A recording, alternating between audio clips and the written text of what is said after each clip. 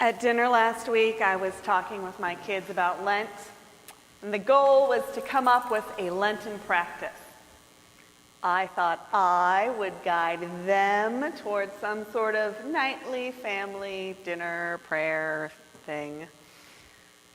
Of course, things never go how you think. And as we talked, my oldest piped up, completely unsolicited, "Mom, I think you need to give up yelling." My second added, "Yelling and bad words." I wanted to say, I wouldn't have to yell if you get dressed without me asking 14 times, but instead I took a deep breath and said that I would take it under advisement. Guess what I'm giving up for Lent? Yelling. Today's gospel helped me make this decision because Satan not only comes at Jesus with 3 of the most important human needs, physical needs like bread, having power and control in your life, and a guaranteed safety net. But Satan also offers Jesus an easy button, a way to get those things without work or relationship or struggle. Yelling, for me, is the easy way to deal with my kids goofing off. It doesn't require me to actually stop and talk to them. It conveys anger, and it fails to teach. And education is the point of discipline. You know, the word shares the same Latin root as disciple. The word's discere, it means to learn. So for me, yelling is pressing the easy button. And it comes at a cost. In this case, the cost of my relationship with my kids and their opportunity to learn. Jesus knows that there are times when the easy button is the wrong choice. Satan offered him some very tempting options, and he knew that if he took them this way, the easy way, his relationship with God the Father would be broken. So the easy button wasn't worth it. Our parish is spending this Lent working and praying together about the issues of poverty. Sometimes, even though we are very well-meaning, we press the easy button in our attempts to help, and that actually hurts. Or we might press a different easy button, the one that says those who are in poverty are there because they made bad choices or they didn't work hard enough, and so we are off the hook. In the U.S., we tend to think of poverty in the terms of Jesus' first temptation, a lack of material things. We think if we meet their material needs, then everything will be fixed.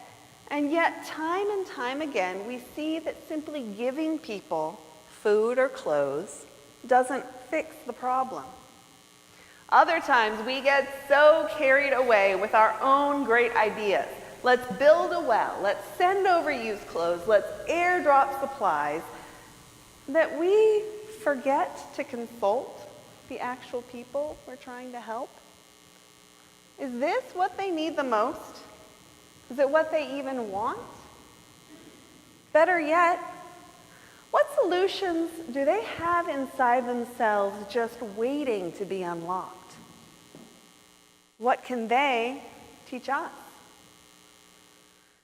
We can get so hung up in the material part of poverty that we miss the truth of the situation. That poverty isn't just about a lack of stuff.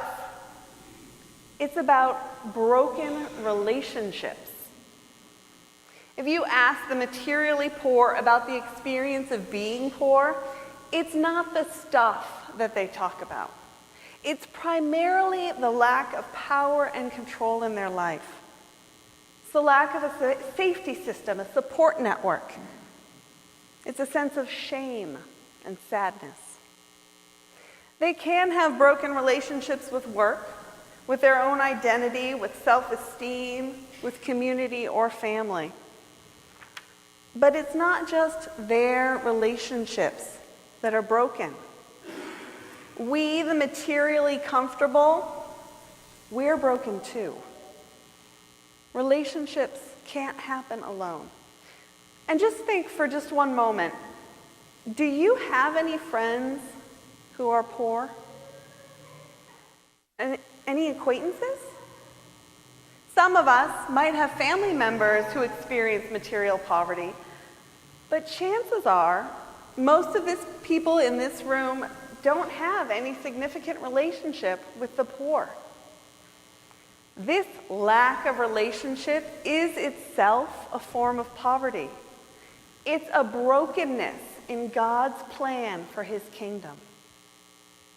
So our first step in looking at issues of material poverty is acknowledging and being humbled by this common brokenness. Our broken relationships with God, with each other, with ourselves, and even with creation. So, what does this brokenness look like? A broken relationship with God denies our need for him, and it shifts our focus so that we begin to worship the idols of success and wealth.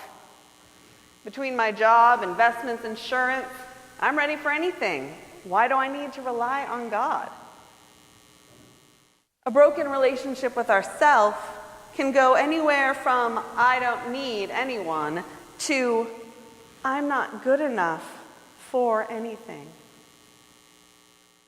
Broken relationships with others can be just common self-centeredness, sometimes not caring, other times overestimating our importance. I'm doing well, so obviously I should teach them a thing or two about this. At its worst, it can be outright exploitation and abuse.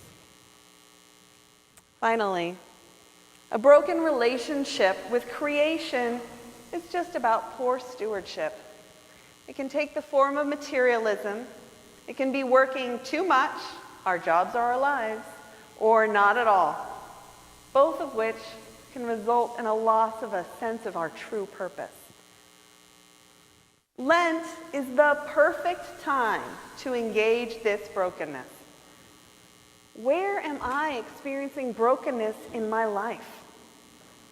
Where am I relying on the easy button at the expense of a deeper relationship?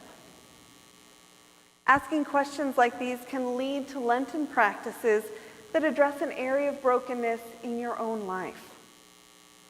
So even if every year you spend Lent repairing your out-of-control relationship with chocolate, perhaps this is the year you might consider working on a different relationship.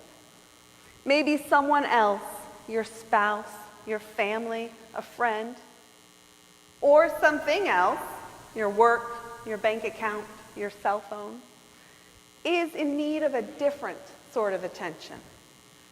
Maybe this Lent is time to address that broken relationship. This sort of approach to Lent, of facing real brokenness, it's not the easy way. It is walking in the desert in sandals, bumping into cactus, and sweating in the heat. It is failing and trying again.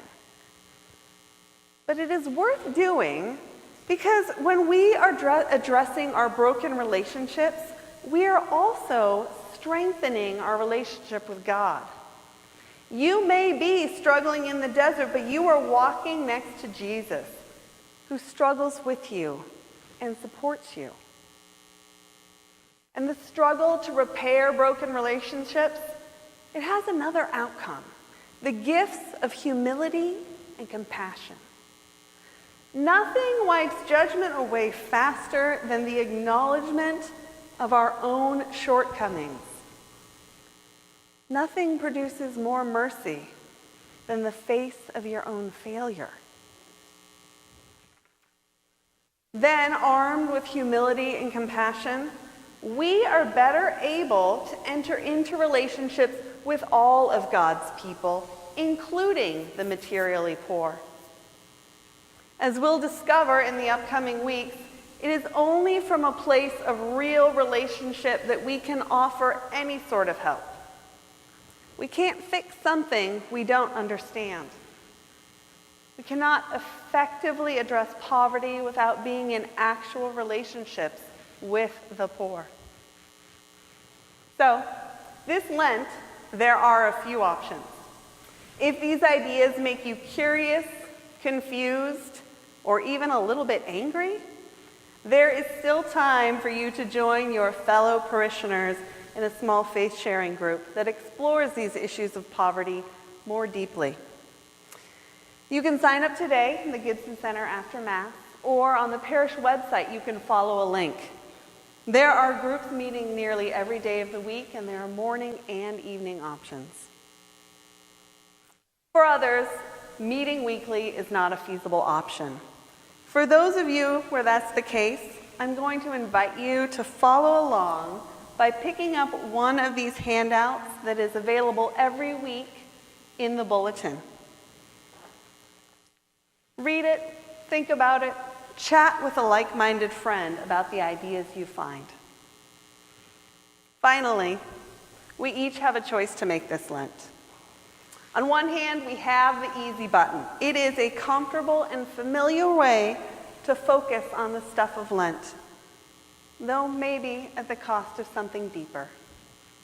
On the other hand, we find Jesus standing in an uncomfortable place, but calling us lovingly and humbly into deeper and more whole relationships. This Lent, what will you choose? Amen.